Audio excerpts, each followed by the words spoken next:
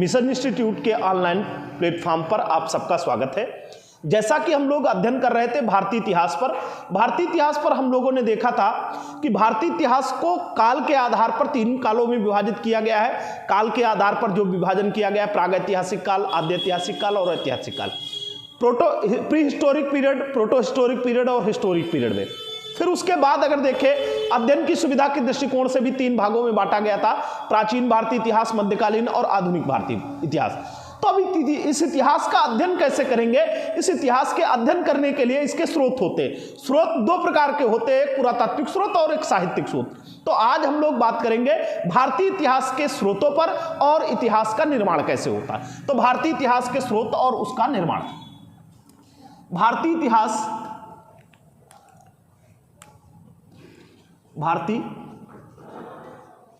इतिहास के स्रोत और निर्माण ये कैसे इसका निर्माण किया जाता है। तो भारतीय इतिहास के अध्ययन के स्रोत पर बात करें तो स्रोत 2 प्रकार के होते हैं। और 2 प्रकार के स्रोत में से एक पुरातात्विक स्रोत है, और दूसरे है साहित्यिक स्रोत।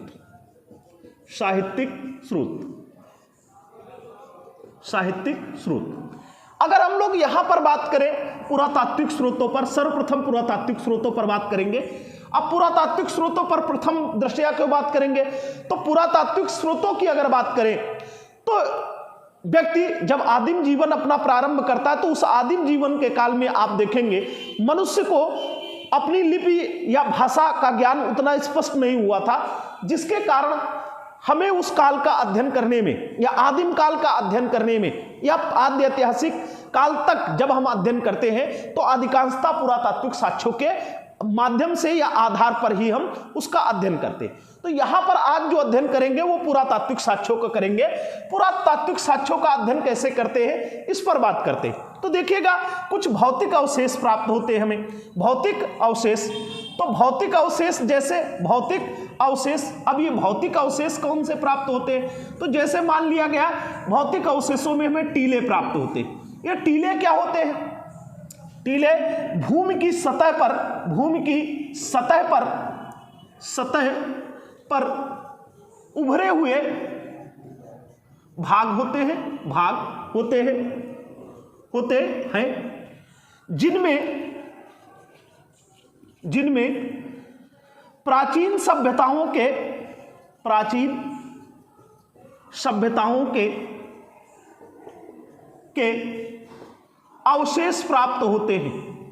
अवशेष प्राप्त होते हैं। अब देखिएगा, जैसे यहां पर हम अध्ययन करें कि टीलों का फिर क्या होगा? उत्खनन होगा। अब ये उत्खनन जो किया जाता है वो 2 आधार पर किया जाता है। एक होता है एक लंबवत उत्खनन और एक क्षैतिज उत्खनन। कैसा? क्षैतिज। अब देखिएगा, लंबवत और क्षैतिज उत्खनन में क्या होता है? किसी सभ्यता की जानकारी के लिए सर्वप्रथम लंबवत उत्खनन का प्रयोग किया जाता है। लंबवत उत्खनन का प्रयोग इसलिए किया जाता है कि यह कम खर्चीला होता है,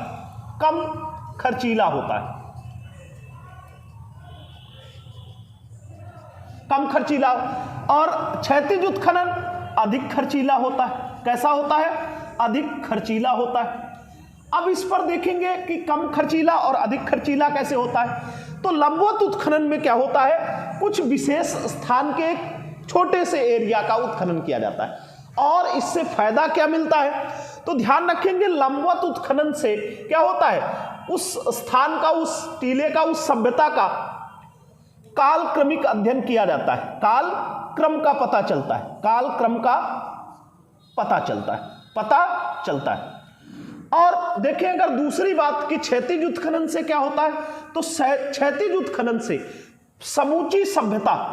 समूची या संपूर्ण सभ्यता प्रकाश में आती। तो अब क्या है, संपूर्ण सभ्यता का प्रकाश तो पहले पता हो नहीं होता है। जैसे आपने देखा होगा सिंधु सभ्यता के संबंध में, इसका एग्जाम्पल ले लेते हैं। तो सिंधु सभ्यता में सबसे पहले हड़प्पा नामक टीले की खोज 1826 में चार्ल्स मेसन द्वारा की गई। उस हड़प्पा नामक टीले की खोज 1826 में चार्ल्स मेसन द्वारा की गई। 1853 के आसपास क्या किया जाता है, उसका ब्रंटन बंधुओं द्वारा उस एरिया से एक रेल लाइन बिछाई जा रही होती। जो रेल लाइन बिछाई जा रही थी, उस रेल लाइन के बिछाए जाने पर जो ईंटों का प्रयोग किया गया वो हड़प्पा और मोहनजोदड़ो के नगरों से कर लिया गया। फिर उसके बाद आप देखेंगे कि हड़प्पा का जो उत्खनन किया गया जॉन मार्शल के मार्ग निर्देशन में 1921 में, तो 1921 में जब उत्खनन किया गया तो पहले कुछ एरिया का उत्खनन किया गया और सिंधु सभ्यता पता चला कि कुछ एरिया में होगी, लेकिन आज भी हिंदुस्तान में सिंधु सभ्यता के स्थलों का उत्खनन लगातार किया जा रहा और उसके एरिया बढ़ते चले जा रहे। तो वो सभ्यता अब क्या है, आज के हिंदुस्तान के जितना हिंदुस्तान का क्षेत्रफल है 32,87,263 वर्ग किलोमीटर, उस 263 वर्ग किलोमीटर का लगभग 1/3 हिस्सा हिंदुस्तान सिंधु सभ्यता के अंतर्गत आता था।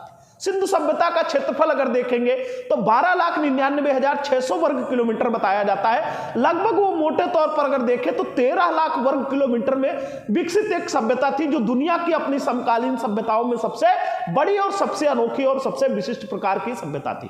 तो अब देखिएगा सर्वप्रथम कैसा उत्खनन किया जाता है, लंबवत उत्खनन होता है। फिर उसके बाद अगर पता चलता रहता है तो क्षैतिज उत्खनन किया जाता है। तो दो प्रकार का उत्खनन होता है, लंबवत उत्खनन। और आपसे प्रश्न पूछा जा सकता है लंबवत उत्खनन से क्या होता है, तो उसका कालक्रमिक इतिहास पता चलता, कालक्रम का पता चलता है, और क्षैतिज से संपूर्ण सभ्यता का प्रकाश, संपूर्ण सभ्यता प्रकाश में आती है। तो आगे अगर हम लोग बात करें कि इन टीलों का उत्खनन तो किया जाता है। अब टीलों का उत्खनन कैसे पता चल जाता है, कैसे पता चले कि किसी स्थान विशेष पर सभ्यता है, तो ये आकस्मिक तरीके से अधिकांश होता है। अब तो खोजें शुरू हो गई, पहले क्या है आकस्मिक तरीके से अधिकांशता होता है। किसी भी पुरातात्विक स्थल का, पुरातात्विक स्थल का पता कैसे चला, पता कैसे चला, तो इस पर भी प्रश्न पूछे गए कैसे चला। तो आपको यहां ध्यान रखना है अधिकांशता आकस्मिक चला। कैसे, आकस्मिक रूप से खोज हुई, आकस्मिक हुई। आकस्मिक कैसे हुई, तो यहां पर ध्यान रखना है कि या तो खेतों की जुताई करते समय या समय बहुत सारे स्थानों पर आपने देखा होगा किसानों को खेतों की जुताई करते समय कभी सिक्के मिल गए हैं, कभी मृदभांड मिल गई, कभी मूर्तियां मिल गई, और जिससे आगे चल करके उस स्थान पर सभ्यताओं का पता चलता है। या फिर क्या किया गया, सड़क बनाई जा रही थी, तो सड़क बनाते समय या तो टीले के बीच से सड़क ले जाई गई या टीले के आसपास से ले जाने पर वहां से मिट्टी या वहां से ईंटें आदि या कंकड़ पत्थर बालू जब इकट्ठी की जाती है, सड़क मार्ग के लिए प्रयोग की जाती है, तब उस टीले का उत्खनन होता है और धीरे धीरे वहां पर सभ्यताओं का पता चल गया। रेल लाइन बिछाए जाने के कारण जब कभी रेल मार्ग या रेल लाइनें बिछाई जाती तो इस तरीके से पता चलता है। अब पुरातात्विक स्थलों का सबसे पहले क्या होता है, तो ये आपको ध्यान रखना, पहले अन्वेषण होता है। पहले क्या होता है, अन्वेषण। अन्वेषण का मतलब खोज हो जाती, और खोज कैसी होती है, अधिकांशतः खोज कैसी होती है, आकस्मिक खोज होता है। इसके बाद क्या किया जाता है, अन्वेषण के पश्चात उस स्थल का उत्खनन किया जाता है। क्या किया जाता है, उत्खनन किया जाता है, उस स्थल का उत्खनन किया जाता है। उत्खनन में कैसे होता है, तो पहले लंबवत उत्खनन किया जाता है, और जैसे जैसे सभ्यता का विस्तार होता समझ में आ जाता है वैसे वैसे उसका क्षैतिज उत्खनन प्रारंभ हो जाता है। पहले लंबवत उत्खनन किया जाता है, और फिर अगर पता चलता है कि सभ्यता का विस्तार एक बड़े एरिया में या ज्यादा एरिया में है तो लंबवत उत्खनन के पश्चात क्षैतिज उत्खनन प्रारंभ हो जाता है। क्षैतिज उत्खनन के पश्चात जो अवशेष प्राप्त होते हैं, क्या प्राप्त होते हैं, हमें विभिन्न प्रकार के अवशेष प्राप्त होते हैं। अवशेषों में हमें क्या प्राप्त हो सकते हैं, मुहरें प्राप्त हो सकती है, सिक्के प्राप्त हो सकते हैं, मृदभांड प्राप्त हो सकते हैं, पत्थर के औजार हथियार प्राप्त हो जाते हैं, या अन्य धातुओं के औजार हथियार प्राप्त होते हैं, और उनकी फिर क्या बात होती है, उनका वैज्ञानिक अध्ययन किया जाता है। क्या किया जाता है, इनका वैज्ञानिक अध्ययन किया जाता है। वैज्ञानिक अध्ययन कैसे किया जाता है, तो वैज्ञानिक अध्ययन करने से पूर्व सबसे पहले पता लगाया जाता है कि उसका काल क्या रहा, और इस काल निर्धारण के लिए आपने देखा होगा एक विधि का अधिकांशतः प्रयोग होता है C14 का। किसका, C14 का, एक carbon, radio carbon radio carbon विधि का प्रयोग किया जाता है। रेडियो कार्बन विधि का प्रयोग कैसे किया जाता है? रेडियो कार्बन विधि का प्रयोग C14 के आधार पर किया जाता है। आपको ध्यान रखना है पुरातात्विक स्थलों का पता कैसे चला। अधिकांश स्थल वर्तमान समय में जो देखे जाए, जिनका हम लोग अध्ययन करते हैं, अब तो तकनीकें आ गई, विधियां आ गई दूसरे तरीके से, लेकिन अधिकांश का अन्वेषण या खोज, सबसे पहले अन्वेषण या खोज होती है और ये आकस्मिक हुई। आकस्मिक कैसे हुई?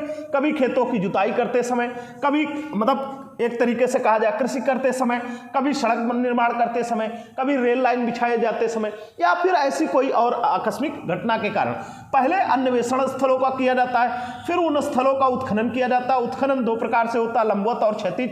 पहले लंबवत उत्खनन होता है, फिर क्षैतिज। लंबवत उत्खनन से उसका कालक्रम का पता चलता है, क्षैतिज उत्खनन से संपूर्ण सभ्यता का प्रकाश, संपूर्ण सभ्यता प्रकाश में आती है। उत्खनन में अगर देखें तो उत्खनन क्या होता है? उत्खनन दो प्रकार से, उत्खनन होने के पश्चात प्राप्त भौतिक अवशेषों या प्राप्त अवशेषों का वैज्ञानिक अध्ययन किया जाता है। वैज्ञानिक अध्ययन में सबसे पहले काल निर्धारण किया जाता है। काल निर्धारण कैसे किया जाता है? C14 के आधार पर, रेडियो कार्बन तिथि के आधार पर किया जाता है। अब हम लोग अगर अध्ययन करें कि पुरातात्विक स्रोतों में क्या क्या प्राप्त होते हैं, तो सबसे पहले हम लोग देखते हैं पुरातात्विक स्रोतों में प्राप्त क्या होते हैं और उनका अध्ययन कैसे कैसे करेंगे। भौतिक अवशेष, पुरातात्विक अवशेष, तो अवशेष जो बात करेंगे, भौतिक अवशेष, ये भौतिक अवशेष क्या क्या प्राप्त होते हैं जिनका अध्ययन करते हैं। पुरातात्विक साक्ष्य के रूप में किनका प्रयोग किया जाता है, या हम इसको कह सकते हैं पुरातात्विक साक्ष्य के रूप में किसका प्रयोग किया जाता है। तो यहां पर अगर हम लोग देखें तो इस तरीके से देख सकते हैं, मोहरों के साक्ष्य, मृदभांड, प्रस्तर उपकरण, धातु उपकरण, सिक्के, भवन या स्मारक और अभिलेख।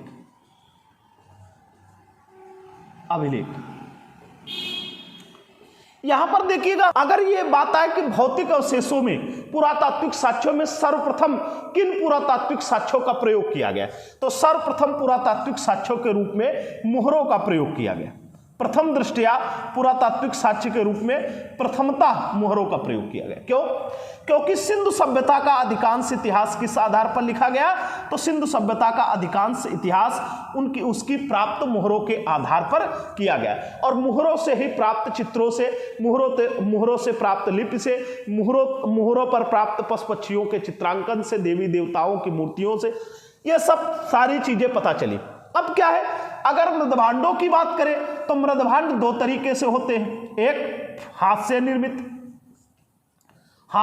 निर्मित और दूसरे होते हैं चाक से निर्मित।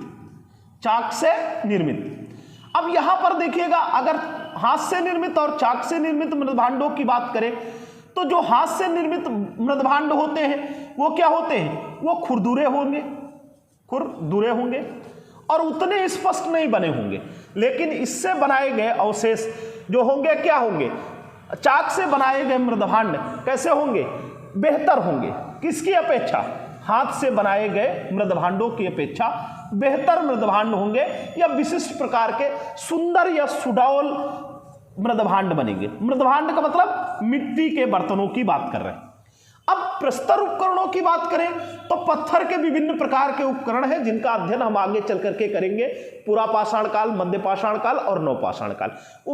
पाषाण के औजारों या हथियारों के आधार पर पूरे काल का ही अध्ययन किया जाता है, जिसे हम लोग पाषाण काल के नाम से जानते हैं। और पाषाण काल मतलब पत्थर के औजार, पाषाण काल, इसका अध्ययन क्या किया जाता है? तीन रूपों में, पुरापाषाण, मध्य पाषाण काल और नवपाषाण काल।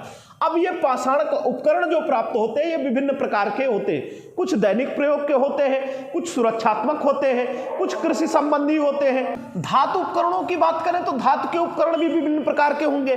कहीं पर उनका प्रयोग मृदभांडों के रूप में होगा, कहीं मोहरों के रूप में होगा, कहीं हथियारों और औजारों के रूप में बात होगी। सिक्कों का अध्ययन करें तो सिक्कों के अध्ययन के आधार पर ज्यादा विस्तृत अध्ययन किया जाता है। तो सिक्कों के अध्ययन को हम अभी विस्तार पूर्वक देखेंगे कि सिक्कों का अध्ययन कैसे करते हैं। सिक्कों पर बात करते हैं विभिन्न काल के, क्योंकि सिक्के विभिन्न प्रकार की धातुओं के मिलते हैं। उनकी धातुओं के आधार पर उस काल की आर्थिक और सामाजिक जीवन का पता चलता है। उस पर उत्कीर्ण किए गए चित्रों का, उस पर देवी देवताओं के तिथियां, कालक्रम, इससे विभिन्न प्रकार की स्थितियों का अध्ययन कर लेते हैं। भवन या स्मारक की अगर बात करें तो विभिन्न प्रकार के भवनों या स्मारकों के आधार पर उस काल की सभ्यता का पता चलता है। जैसे आप देख रहे हैं कि नालंदा विश्वविद्यालय के खंडहरों के आधार पर बताया जा सकता है कि वो एक 3 मंजिला, क्या है कि 3 मंजिला एक इमारत थी और जो एक बहुत बड़े एरिया पे विस्तृत थी और उस पर अध्ययन अध्यापन का कार्य चलता था एज ए यूनिवर्सिटी। तो अब देखेंगे हम लोग क्या है, स्मारकों या भवनों के अवशेषों के आधार पर यह अध्ययन कर सकते हैं कि उस काल की दशा कैसी है। अब बात रही अभिलेखों की। अभिलेख क्या है, कैसे हैं, तो अभिलेखों की भी चर्चा। सिक्कों के अध्ययन को जैसे क्या कहते हैं, सिक्कों के अध्ययन को न्यूमिस्मेटिक्स कहते हैं, अभिलेखों के अध्ययन को एपिग्राफी कहते हैं। अभिलेखों के अध्ययन पर भी एक बृहद चर्चा करनी होगी, जिसको हम लोग आगे कर रहे हैं। आगे और भी अवशेष हो सकते हैं, मूर्तियां हो सकती हैं, इसमें बहुत सारी चीजें नहीं लिखी गई, मूर्तियां भी आती हैं या अन्य तरीके के उपकरण अवशेष जो आते हैं वो पुरातात्विक साक्ष्यों के रूप में उनका अध्ययन किया जाता है। तो मुख्यतः इन बिंदुओं को ध्यान रखेंगे, खासकर मोहरों का, मृदभांडों का, प्रस्तर उपकरण, धातु के उपकरण, सिक्के, भवन, स्मारक, अभिलेख, मूर्तियां, ये सब किस में आ जाते हैं, भौतिक अवशेष हैं, किसके, पुरातात्विक साक्ष्य के स्रोत के रूप में इनका प्रयोग किया जाता है। अब हम लोग अगर बात करें सिक्कों के अध्ययन को, सिक्कों के अध्ययन की अगर बात करें तो सिक्कों के अध्ययन को क्या कहते हैं, सिक्कों के अध्ययन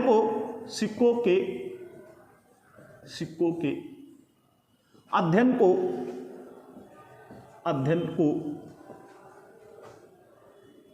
मुद्रा शास्त्र कहते हैं। और ये जो मुद्रा शास्त्र शब्द लिखा गया है इसे क्या कहते हैं, इसे न्यूमिस्मेटिक्स कहते हैं।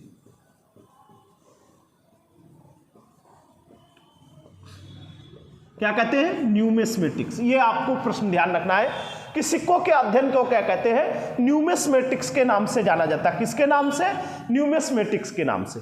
अब अगर बात करें सबसे प्राचीन सिक्के किस काल के मिलते हैं और कैसे, सबसे प्राचीन सिक्के जो बनाए गए थे वो आहत सिक्के। कैसे सिक्के, सबसे प्राचीन सिक्के कैसे हैं, आहत सिक्के या इन्हें ही क्या कहते हैं, आहत सिक्कों को ही क्या कहा जाता है, पंचमार्क कहते हैं। क्या कहते हैं, पंचमार्क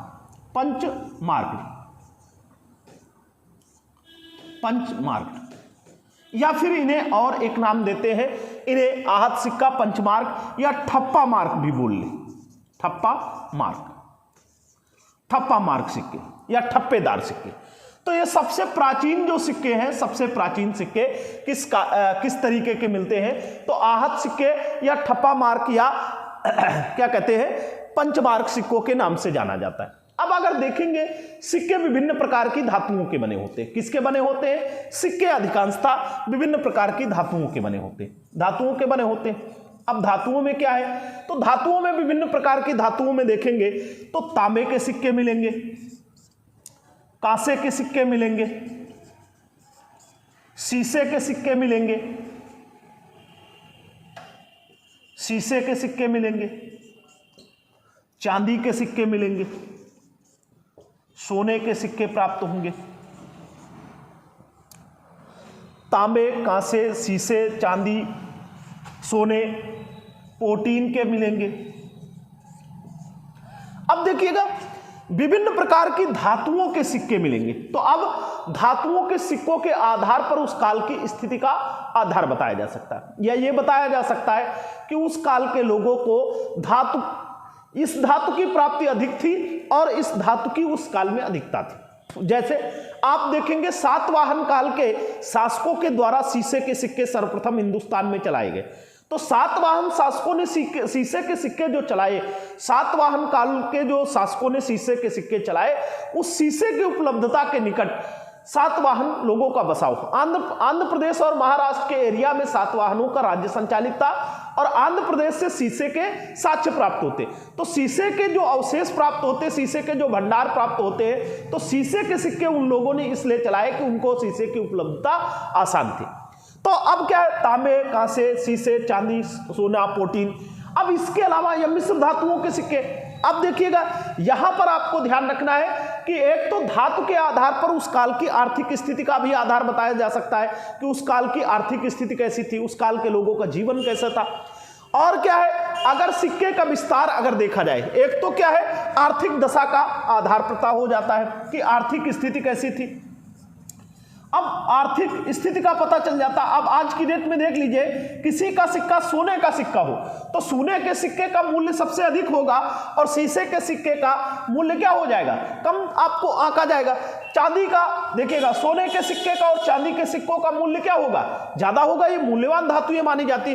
तो आर्थिक स्थिति का उस काल की पता चल जाता है कि इस धातु के सिक्के चलाए गए, तो एक तो उनके पास उपलब्धता उस धातु की रही होगी, दूसरी उस काल की स्थितियों का पता चल जाता है। अब देखिएगा सिक्कों पर क्या क्या पता होता है, सिक्कों से हम और अध्ययन कैसे करते हैं। तो देखिएगा सिक्कों पर कुछ प्रतीक बने होते हैं। क्या होते हैं, कुछ प्रतीक बने होते हैं। उन प्रतीकों में क्या होता है, देवी देवताओं के चित्र हो सकते हैं, राजा रानियों के चित्र हो सकते हैं। तो उन प्रतीकों के आधार पर क्या किया जा सकता है, उन प्रतीकों का अध्ययन किया जाता है और उन प्रतीकों से पता चल जाता है कि उस काल की दशा कैसी थी, उस काल का स्थिति कैसी थी। अब देखिएगा सिक्कों की बात करें तो सिक्कों पे क्या है, सिक्कों पर प्रतीक बने होते थे। क्या प्रतीक बने होते थे, तो प्रतीकों के आधार पर उस काल के लोगों के विभिन्न प्रकार के जीवन के विषय में पता चल जाता था। आर्थिक, सामाजिक, धार्मिक आदि जीवन के विभिन्न आयामों का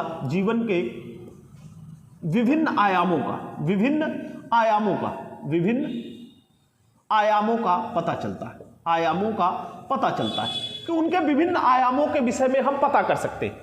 आरंभिक दशा में केवल प्रतीक बनाए जाते थे, आरंभिक काल में केवल और केवल प्रतीक बनते थे। बाद में क्या किया जाने लगा, बाद पे इस पे क्या किया जाने लगा, राजा रानियों के नाम, राजाओं के नाम जोड़े जाने लगे, देवताओं के नामों का उल्लेख किया जाने लगा, देवताओं के नामों का उल्लेख किया जाने लगा। उसके अलावा तिथियां अंकित की जाने लगी।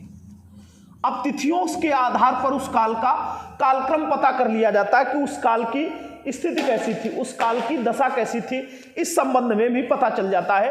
एक तो राजा के नाम से पता चल जाता है कि राजा का नाम या तो चित्र बना होता था, एक तो पहले प्रतीक बने, राजा के नाम से उस काल की ख्याति का कि कौन उस काल का राजा रहा, क्या क्या उसका प्रावधान रहा, उसके सिक्के कहां तक चलते थे, उसकी क्या मान्यताएं थी। देवताओं से पता चल जाता कि उस काल के लोगों की धार्मिक दशा कैसी थी। जैसे कि आप देखते हैं विभिन्न शासकों के सिक्कों पर शिव का, नंदी का, त्रिशूल का, बुद्ध का, महावीर का, विभिन्न प्रकार के जैसे उसके चित्रांकन होंगे, इससे पता चल जाता है कि उस काल में ऐसी धार्मिक दशाएं थी। तिथियों के अंकन के आधार पर तो तिथियां उल्लिखित हो जाने से उस काल का सटीक और सही अध्ययन किया जा सकता है, उस काल के इतिहास का सही अध्ययन किया जा सकता है। अब सिक्कों का कार्य क्या होता है, अगर ये बात करें कि सिक्कों का कार्य क्या है, सिक्कों का कार्य क्या है, तो सिक्कों का कार्य क्या है आज की डेट में भी आप देख लीजिए। आज की डेट में क्या है, एक तो वेतन या पारिश्रमिक देने में प्रयोग किया जाता है, वेतन या पारिश्रमिक देने में इसका प्रयोग किया जाता है, पारिश्रमिक देने में इसका प्रयोग किया जाता है। दूसरा दान दक्षिणा में इसका प्रयोग किया जाता है, दान दक्षिणा में इसका प्रयोग किया जाता है। तीसरी अगर बात करें तो वेतन या मजदूरी की बात की जाती है, मजदूरी। और अगली अगर बात करें तो क्रय विक्रय में इसका प्रयोग किया जाता है, क्रय विक्रय में भी सिक्कों का प्रयोग चलता है। तो सिक्कों का उपयोग क्या है, इस काल से पता चलता है कि वस्तु विनिमय के आधार पर आगे चल करके क्या हो गया, खरीद बिक्री के लिए विनिमय का माध्यम क्या हो गया, विनिमय का माध्यम अर्थात कह सकते हैं विनिमय के माध्यम के रूप में किसका प्रयोग किया जाने लगा। तो विनिमय का माध्यम जब से सिक्के आ गए तब से क्रय और विक्रय सरल हो गया, क्रय और विक्रय, क्योंकि पहले वस्तु विनिमय होता था और वस्तु विनिमय में दोनों लोगों को, बेचने और खरीदने वालों को, दोनों प्रकार की वस्तुओं को, एक को अपने पास अधिशेष के रूप में वस्तु हो जिसे वो बेचना चाहता हो, दूसरे के पास वो वस्तु हो जिसे वो प्राप्त करना चाहता है। तो अदला बदली का जो दुनिया थी उसको आसान बनाया, व्यापार को सबसे ज्यादा बढ़ावा मिला विनिमय के माध्यम के रूप में, वेतन या पारिश्रमिक के रूप में, मजदूरी के रूप में, दान दक्षिणा के रूप में सिक्कों का कार्य आता है। अब देखिएगा सिक्के कौन प्रकाशित कराता था, कौन चलाता था, तो हम आप सोचेंगे तो अधिकांशतः यही सोच सकते हैं कि सिक्के राजा और रानियां ही चलाती थी। सिक्के जारी किसके द्वारा किए जाते थे, तो जारी करने में हम लोगों का विचार यही हो सकता है, जारी कौन करेगा, शासक द्वारा जारी कराए जाएंगे। कौन जारी कराएगा, सिक्कों को जारी कौन कराता है, जारी कराया जाएगा किसके द्वारा, शासक द्वारा या राजाओं द्वारा, या कभी कभी देखा होगा राजाओं द्वारा या उनकी रानियों द्वारा। राजा रानियों तो सिक्के जारी ही करेंगे, इसके अलावा कैसे जारी हो सकते, तो सिक्के जारी राजा की अनुमति से, अनुमति लेकर के, अनुमति से क्या करते थे, अनुमति से कुछ व्यापारी स्वर्णकार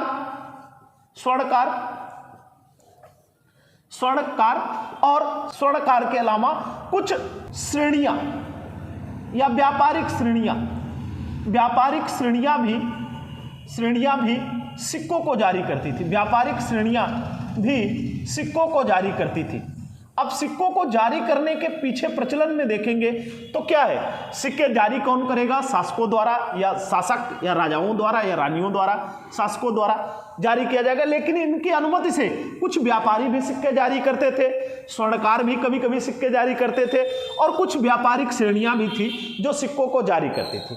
तो सिक्के जारी कराने की अनुमति लेकर के ये लोग सिक्के जारी करा लेते थे। उसके पश्चात अगर हम लोग बात करें कि सर्वाधिक सिक्के किस काल में प्राप्त हो रहे, तो सबसे ज्यादा हमें जो सिक्के प्राप्त हो रहे हैं, सर्वाधिक सिक्के अगर प्राचीन भारतीय इतिहास में देखें तो सर्वाधिक सिक्के मौर्योत्तर काल में प्राप्त हो रहे हैं, सर्वाधिक सिक्के मौर्योत्तर काल में प्राप्त होते हैं। अब ये मौर्योत्तर काल क्या है, तो मौर्योत्तर काल में देखेंगे कुछ मौर्योत्तर काल में देशी और विदेशी शक्तियां आती हैं और उनके द्वारा विभिन्न प्रकार के सिक्के जारी किए गए, जैसे तांबे के सिक्के भी जारी किए, कांसे के, शीशे के, प्रोटीन के, चांदी के। तो इस काल में, मौर्योत्तर काल में चांदी, सोने, कांसे, प्रोटीन, शीशे के सिक्के जारी किए गए और भिन्न भिन्न शासकों द्वारा। अब उसके बाद अगर हम जैसे कुछ मिश्रित धातु के भी सिक्के जारी किए गए, तो सबसे ज्यादा सिक्के किस काल में जारी होते हैं, मौर्योत्तर काल में। मौर्योत्तर काल में क्यों जारी होते, क्योंकि मौर्योत्तर काल में आप देखेंगे तो 4 देशी शक्तियां और 4 विदेशी शक्तियां, 2 तरीके से शासन पैरेलल चलता है। देशी शक्तियों में देखेंगे, देशी शक्तियों में शुंग वंश का शासनकाल पढ़ते हैं, शुंग वंश का, कण्व वंश का सातवाहन और वाकाटक काल पढ़ते हैं, तो उनके अपने अपने सिक्के अपने द्वारा जारी किए गए। अगर विदेशी आक्रांताओं में देखें तो हिंदी अवन आते हैं, शक आते हैं, कुषाण आते हैं, पहलव आते हैं। ये सब कौन है, ये विदेशी शासक हैं जो सिक्के भी विभिन्न प्रकार के सिक्के जारी कर रहे हैं। अब अगर हम लोग इसके बाद बात करें, सबसे पहले ये पूछा जाए कि क्या कहते हैं शीशे के सिक्के किसने जारी किए, तो शीशे के जो सिक्के जारी किए गए, शीशे के सिक्के सर्वप्रथम किसने जारी किए, तो हमने अभी बताया है किसने, शीशे के सिक्के सर्वप्रथम किसके द्वारा जारी किए गए। तो सर्वप्रथम अगर शीशे के सिक्के देखें सर्वप्रथम तो सातवाहन शासकों द्वारा जारी किए गए। और सातवाहन शासक क्यों, क्योंकि दक्षिण भारत में शासन कर रहे हैं, इसलिए सातवाहन शासकों ने सबसे पहले सोने के सिक्के जारी किए, सातवाहन शासकों ने सोने के सिक्के जारी किए। अब दूसरी बात करें कि शीशे के सिक्के, सोने के सिक्के सर्वप्रथम किसने जारी किए, सोने के सिक्के सर्वप्रथम किसने जारी किए, सोने के सिक्के सर्वप्रथम किसने जारी किए, तो सोने के सिक्के सबसे पहले हिंद यवन शासकों ने, हिंद यवन शासकों ने, किसने, हिंद यवन। और ना अगर ये आपको ऑप्शन मिले तो वहां पर ध्यान रखिएगा इंडो ग्रीक भी हो जाएगा, क्या मिल जाएगा, इंडो ग्रीक शासकों ने, किसने, इंडो ग्रीक शासकों ने, इंडो ग्रीक शासकों ने, हिंद यवन या इंडो ग्रीक शासकों ने। फिर उसके बाद और कब जारी कर रहे हैं, तो मौर्योत्तर काल में जारी कर रहे हैं। फिर अगर बात करें सोने के सिक्के, सोने के सिक्के, सोने के सिक्के, सिक्के सबसे अधिक किसने जारी किए? सबसे अधिक किसने जारी किए? सबसे अधिक सोने के सिक्के किसने जारी किए? तो यहां पर अगर सोने के सबसे अधिक सिक्के किसने जारी किए तो यहां पर ध्यान रखेंगे तो गुप्त शासकों ने जारी किए। गुप्त शासकों ने सबसे ज्यादा सोने के सिक्के जारी किए, गुप्त शासकों ने। अब यह पूछा जाए कि सबसे शुद्ध सोने के सिक्के, सबसे शुद्ध सोने के सिक्के, शुद्ध सोने के सिक्के, शुद्ध सोने के सिक्के किसने जारी किए? सोने के सिक्के किसने जारी किए? तो सबसे शुद्ध सोने के सिक्के जो जारी किए गए, सबसे शुद्ध सोने के सिक्के, शुद्ध सोने के सिक्के किसने जारी किए? तो कुषाणों ने जारी किए। किसने? कुषाणों ने। अब अगर ये पूछ लिया जाए कि कुषाणों में पहला शासक, कुषाणों में पहला शासक या प्रथम शासक, पहला शासक जिसने सोने के सिक्के जारी किए, शासक जिसने सोने के सिक्के जारी किए, सोने के सिक्के जारी किए, सोने के सिक्के जारी किए। अब इसका अगर प्रश्न पूछा जाए कि सबसे पहला कुषाण शासक, कुषाणों में पहला शासक जिसने सोने के सिक्के जारी किए, तो इसका आंसर हो जाएगा विम कटफिसेस। क्या नाम आ जाएगा? विम कटफिसेस। क्या नाम आप ध्यान रखेंगे? विम कटफिसेस। यहां से ध्यान रखिएगा, विम कटफिसेस। क्या नाम है इसका? विम कटफिसेस। कौन है? विम कटफिसेस। विम कटफिसेस ने सबसे पहले सोने के सिक्के जारी किए। तो आपको ध्यान रखना है, शीशे के सिक्के सर्वप्रथम किसने जारी किए? सातवाहन शासकों ने जारी किए। फिर बात आए कि सोने के सिक्के सबसे पहले किसने जारी किए? तो हिंद यवन या इंडो ग्रीक शासकों ने जारी किए। सबसे ज्यादा सोने के सिक्के सबसे ज्यादा किसने जारी किए? तो सोने के सिक्के सबसे अधिक किसने जारी किए? तो गुप्त शासकों ने जारी किए। और गुप्त शासकों ने क्यों जारी किए? क्योंकि इनके शासनकाल में सोने के साथ मिलावट की गई, मिलावट करके सोने के सिक्के जारी किए गए, इसलिए सबसे ज्यादा सोने के सिक्के इन्होंने ही जारी किए। सबसे शुद्ध सोने के सिक्के किसने जारी किए? तो सबसे शुद्ध सोने के सिक्के किसने जारी किए? कुषाणों ने जारी किए। किसने जारी किए? कुषाणों ने। और उसमें से कुषाणों में सबसे पहला शासक कौन सा है? तो एलटी ग्रेड में देखेंगे, पीसीएस में देखेंगे, यूपीएससी में देखेंगे, तो यह प्रश्न कई बार पूछा जा चुका है कि सबसे पहले किस कुषाण शासक ने सोने के सिक्के जारी किए? तो आपको आंसर देना है विम कटफिसेस। क्या नाम है? विम कटफिसेस। अब हम लोग अगर बात करें सिक्कों के पश्चात कि किसकी बात करें, तो सिक्कों के पश्चात अगर हम लोग बात करें तो देखेंगे अभिलेखों के अध्ययन की बात करते हैं। अब यहां पर बात करें अभिलेख, तो ये अभिलेख। अब अभिलेखों के अध्ययन को क्या कहते हैं? अभिलेखों के अध्ययन को क्या कहते हैं? अध्ययन को क्या कहते हैं?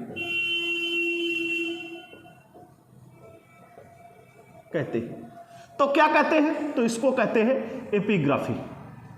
एपिग्राफी या अब एपिग्राफी का मतलब है अभिलेख शास्त्र।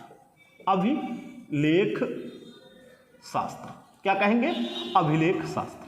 एपिग्राफी या अभिलेख शास्त्र कहेंगे। अब अभिलेखों के अध्ययन की अगर चर्चा करें, परिचर्चा करें, बात करें, तो अभिलेखों का अध्ययन, अभिलेखों में किस किस का अभिलेख कहां पर उत्कीर्ण किए जाते हैं? अभिलेख कहां पर उत्कीर्ण होते हैं? तो अभिलेख कहां पर उत्कीर्ण होते हैं? तो इसको हम लोग देख लें, किस पर होते हैं? चट्टानों पर मिल जाते हैं, चट्टानों पर। प्रस्तर मतलब पाषाण पर, पत्थर पर मिल जाते हैं, चट्टानों पर मिल जाते हैं। मंदिर की दीवारों पर मिल जाते हैं, मंदिर की दीवारों पर मिल जाते हैं। भवनों या स्मारकों पर होते हैं, भवनों या स्मारकों पर लिखे होते हैं, स्मारकों पर लिखे होते हैं। और कहां पर अभिलेख लिखे होते हैं?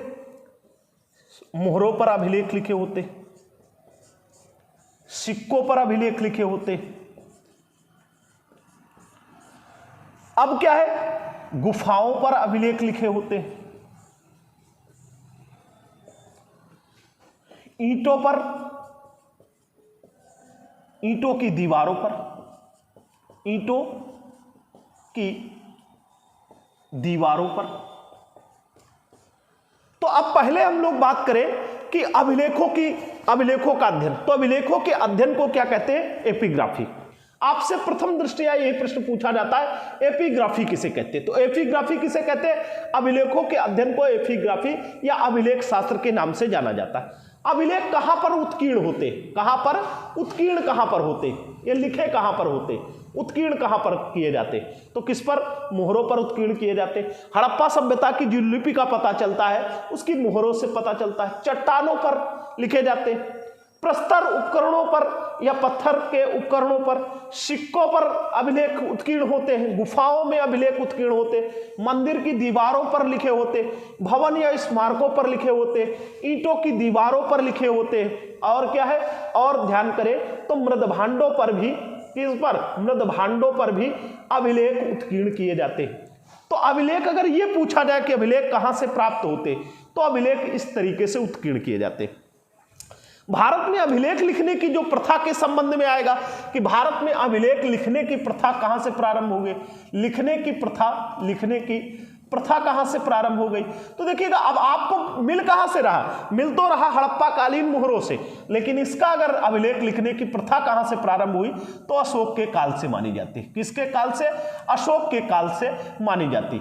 अब अगर इस पर और चर्चा हम लोग करें कि अशोक के काल से क्यों लिखे जाने, तो विभिन्न इतिहासकारों ने या साम्राज्यवादी इतिहासकारों ने आरोप लगाया कि अशोक ने जो अभिलेख लिखवाने की, अभिलेख उत्कीर्ण कराने की प्रथा प्रारंभ की, वो अभिलेख लिखवाने की या उत्कीर्ण किए जाने की प्रथा जो है ईरानियों से सीखी है, ईरान के लोगों से अभिलेख उत्कीर्ण किए जाने की प्रथा प्रारंभ की गई। फिर उसके बाद अगर देखें तो एक आपको यह ध्यान रखना है कि अभिलेख कहां कहां पर मिलते हैं, अभिलेख कहां उत्कीर्ण होते हैं, तो ये हमने आपको बता रखा है। अभिलेखों को अध्ययन को क्या कहते हैं और क्या कहते हैं, लिखने की प्रथा किसके काल में शुरू हुई, तो किसके काल में शुरू होती है, तो आप देखते हैं अशोक के काल में। अब अभिलेखों की अगर कोटियों की बात करें कि अभिलेख कितने प्रकार की कोटियों के होते, तो देखिएगा अभिलेखों की कोटियों में अगर एक बात करें तो इसकी 3 कोटियां मुख्य रूप से हैं, जबकि अन्य कोटियों पर भी बात आ सकती है। जैसे पहली कोटि में देखेंगे सामाजिक, आर्थिक, राजनीतिक या राजज्ञाओं से संबंधित अभिलेख उत्कीर्ण किए जाते हैं। कैसे, देखिएगा यहां पर अभिलेख की कोटियों की बात करें कि अभिलेख किस किस कोटियों के होते हैं, कोटियों की बात करें तो अभिलेखों की जो कोटियां पढ़ेंगे वो आप ये अध्ययन कर सकते हैं। अभिलेख जैसे प्रथम कोटि के अभिलेख, प्रथम कोटि के अभिलेख, अब ये प्रथम कोटि के अभिलेख में क्या पढ़ेंगे हम, तो यहां पर अगर देखें तो सामाजिक, आर्थिक, राजनैतिक, नैतिक या निर्णय संबंधी, कोई शासक ने कोई निर्णय लिया और उसके लिए उसने अभिलेख उत्कीर्ण करवा दी। तो प्रथम कोटि में इस प्रकार के, द्वितीय कोटि में किस प्रकार के अभिलेखों की अध्ययन करते हैं। द्वितीय कोटि में हम लोग अगर देखें तो द्वितीय कोटि में जो अभिलेखों का अध्ययन किया जाता है उस पर अनुष्ठानिक अभिलेख होते हैं। कैसे अभिलेख होते हैं, अनुष्ठानिक अभिलेख, अनुष्ठानिक अभिलेख, ठानिक अभिलेख। ये अनुष्ठानिक अभिलेख क्या होते हैं, तो अनुष्ठानिक अभिलेख में देखा होगा अश्वमेध यज्ञ कराया, राजसूय यज्ञ कराया, तो क्या है कि ये अनुष्ठानिक अभिलेख जो होते हैं इन पर अगर बात करें तो ये क्या क्या आ जाएंगे, तो इनको आप देख लेंगे। अनुष्ठानिक जो अभिलेख होते हैं वो स्तंभों पर उत्कीर्ण कराए जाते हैं, स्तंभों पर उत्कीर्ण कराए मिल जाएंगे। फिर आपको प्रस्तर फलकों पर मिल जाएंगे, प्रस्तर फलकों पर मिल जाएंगे, फलकों पर मिल जाएंगे। और अगर बात करें कहां पर मिलेंगे, मंदिरों पर मिल जाएंगे, मंदिरों पर मिल जाएंगे, प्रतिमाओं पर मिल जाएंगे,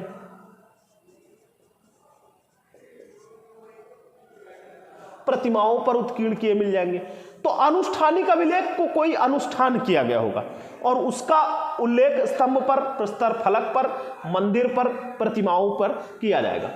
अगर तीसरी कोटि के अभिलेख देखें कि तीसरी कोटि के अभिलेख कैसे होंगे, तृतीय कोटि या तीसरी कोटि की बात करें, तीसरी कोटि के अभिलेख कैसे होंगे, तो इन तीसरी कोटि के अभिलेखों पर अगर बात करें तो इस पे प्रशस्तियां आ जाएंगी। इस पे क्या आ जाएंगी, प्रशस्तियां आ जाएंगी।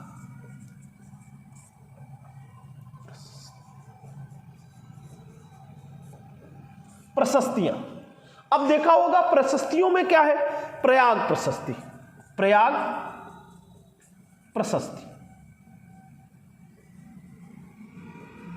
प्रयाग प्रशस्ति। या प्रयाग प्रशस्ति की बात करें तो प्रयाग प्रशस्ति किसकी है? समुद्रगुप्त की। किसकी? समुद्रगुप्त की। और समुद्रगुप्त की जो प्रयाग प्रशस्ति है, तो प्रशस्तियां का मतलब प्रशंसा में लिखे गए अभिलेख, ऐसा कह सकते हैं बहुत नॉर्मल तरीके से।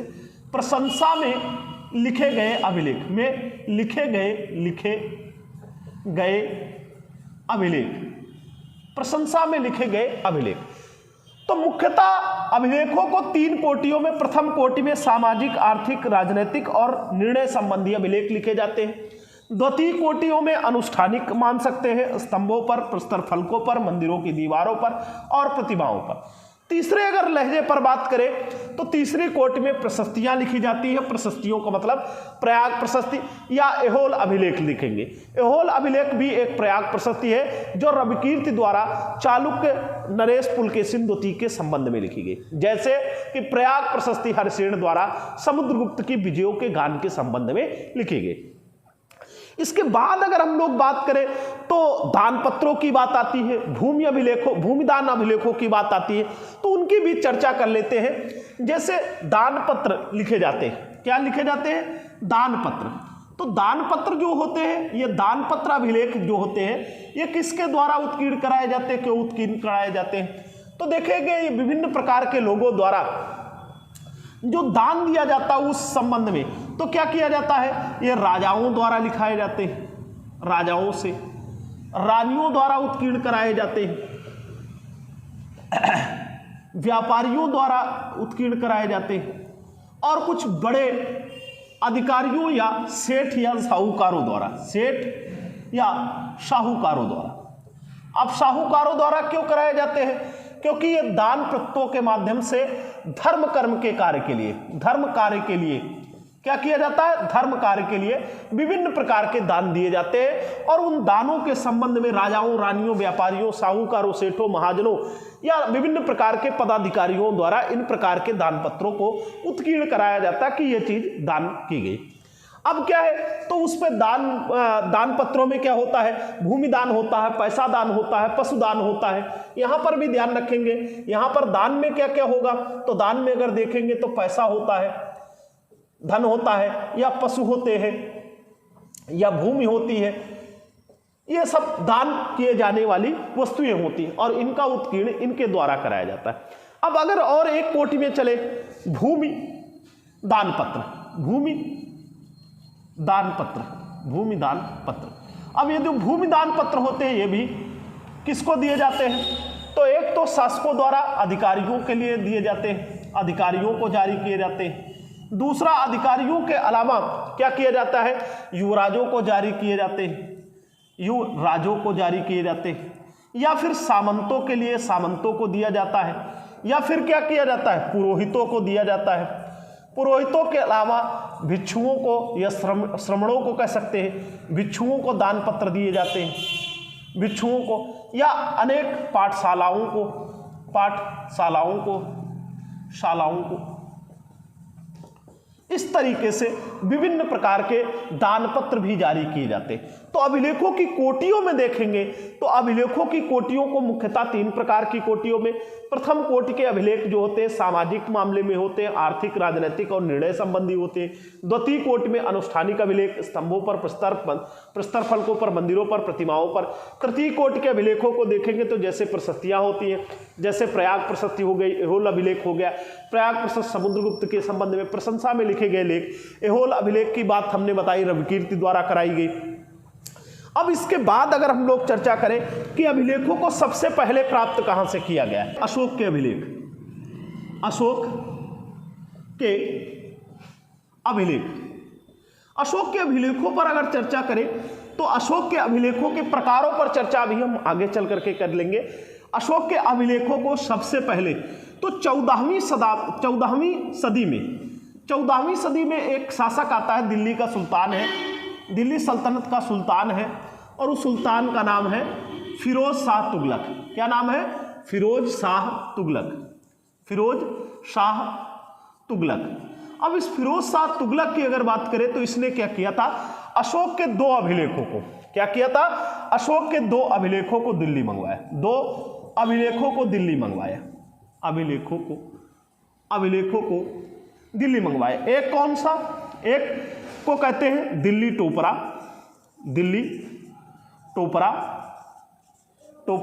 और एक को कहते हैं दिल्ली मेरठ, दिल्ली मेरठ। इसका मतलब क्या है कि दिल्ली टोपरा और दिल्ली मेरठ पर अगर हम लोग चर्चा करें तो दिल्ली टोपरा और दिल्ली मेरठ, तो क्या हुआ कि टोपरा हरियाणा में, और हरियाणा के टोपरा से इस अभिलेख को दिल्ली लाया गया, और एक उत्तर प्रदेश के मेरठ के अभिलेख को दिल्ली ले गया। कहां पर दिल्ली कौन ले गया, फिरोज शाह तुगलक के काल में। और आगे चल करके देखेंगे अशोक के अभिलेखों की खोज किसने की, अशोक के अभिलेखों को सबसे पहले खोजा किसने, तो एक 1750 में नाम आता है, 1750 में 18वीं सदी में, कौन है, टी पैंथेलर। ये प्रश्न आपसे बार बार पूछा गया, टी पैंथेलर ने क्या किया, टी पैंथेलर का नाम आता है। टी पैंथेलर ने अशोक के अभिलेखों को सबसे पहले खोजा। अगर खोज शब्द ना रहे तो वहां पर अन्वेषण की बात रहे कि सबसे पहले अन्वेषण किसने किया, तो टी पैंथेलर ने 1750 या 18वीं सदी के मध्य में। अब उसके बाद अगर बात करें अशोक के अभिलेखों को सबसे पहले पढ़ा किसने, तो अशोक के अभिलेखों को सबसे पहले पढ़ने का कार्य जो किया गया था वो अशोक के अभिलेखों को सबसे पहले पढ़ा किसने, तो अशोक के अभिलेखों को सबसे पहले पढ़ा किसने, पढ़े का मतलब क्या है, ये पहले से कूट भाषा में लिखे हुए थे, तो कूट भाषा में का मतलब क्या है, यहां पर पढ़ा या उद्वाचन एक शब्द पूछा जाता है परीक्षा में। अशोक के अभिलेखों का सबसे पहले उद्वाचन किसने किया, या ना अगर ये शब्द रहे तो ये ध्यान रखना है डिसाफर किसने किया, क्या, डिसाफर किसने किया, या इसी को कहेंगे विकूटन किसने किया, तो अशोक के अभिलेखों का डिसाफर, उद्वाचन या विकूटन सबसे पहले किसने किया, तो सबसे पहले विकूटन, डिसाफर या पढ़ा किसने, तो आप आएगा 1837 में एक नाम आता है जेम्स प्रिंसेप का, किसका, जेम्स प्रिंसेप का, तो जेम्स प्रिंसेप का नाम आता है जेम्स प्रिंसेप ने सबसे पहले 1837 में अशोक के अभिलेखों को पढ़ा। अशोक के अभिलेख किस भाषा में है, तो अशोक के अभिलेखों की जो भाषा है वो प्राकृत है। यहां पर बहुत सारे लोग, नए कंपटीटर जो होते हैं वो कंफ्यूज रहते हैं, कैसी भाषा है, प्राकृत, ना कि लिपि। ध्यान रखेंगे जब ये पूछा जाएगा अशोक के अभिलेख किस लिपि में है, तो अशोक के अभिलेख किस लिपि में है, तो अशोक के अभिलेख 4 लिपियों में लिखे गए। कौन कौन सी लिपियां हैं, तो इस पे आपको एक ग्रीक मिल जाएगा, कौन सा मिल जाएगा, ग्रीक मिल जाएगा, एक कौन सी मिल जाएगी, खरोष्ठी मिल जाएगी, एक कौन सी मिल जाएगी, आर्मेयिक मिल जाएगी, कौन सी, आर्मेयिक, और एक कौन सी मिल जाएगी, तो ब्राह्मी, कौन सी लिपि मिल जाएगी, ब्राह्मी। अब यहां पर ध्यान रखना है कि अशोक के अभिलेखों में सबसे ज्यादा किस लिपि का प्रयोग किया गया है, तो ब्राह्मी लिपि सबसे ज्यादा प्रयोग, और अशोक के सर्वाधिक अभिलेख किस भाषा में है, तो प्राकृत भाषा में। अशोक के अभिलेखों की भाषा कौन सी है, प्राकृत, और लिपि कौन सी है, ब्राह्मी। तो जेम्स प्रिंसेप जो है इन्होंने ब्राह्मी लिपि को ही पढ़ा था, किसको, ब्राह्मी लिपि का जो अभिलेख है वो ब्राह्मी लिपि के अभिलेख को पढ़ा किसने सबसे पहले, जेम्स प्रिंसेप ने, कब, 1837 में। अब उसके बाद अगर आगे चल करके हम लोग बात करें अशोक के अभिलेखों को जो बांटा जाता है, इसको प्रकारों पे अगर बात करें तो अशोक के अभिलेख मुख्यतः कितने, 3 प्रकार के। एक स्तंभ लेख है, किस पर, स्तंभों पर, एक क्या है, स्तंभ लेख है, एक शिलालेख है, शिलालेख, और एक गुहा लेख है। कौन से लेख है, एक गुहा लेख, क्या नाम है, गुहा या गुफा लेख, गुहा लेख। अब इस पर भी अगर देखेंगे तो अशोक के स्तंभ लेख जो है वो 2 प्रकार के हैं, एक दीर्घ स्तंभ लेख है और एक लघु स्तंभ लेख है। जब आप इनका अध्ययन आगे करेंगे तो लघु स्तंभ लेख, दीर्घ स्तंभ लेख। यहाँ पर शिलालेखों पर बात करें तो शिलालेखों पर एक मिल जाएंगे दीर्घ शिलालेख और एक मिल जाएंगे लघु शिलालेख। तो अभिलेखों का अध्ययन इन आधारों पर इस तरीके से किया जाता है। अब हम लोग बात करेंगे, अगर अभिलेखी साक्ष्यों के पश्चात बात करें तो अब हम लोग बात करेंगे साहित्यिक साक्ष्यों के संबंध में।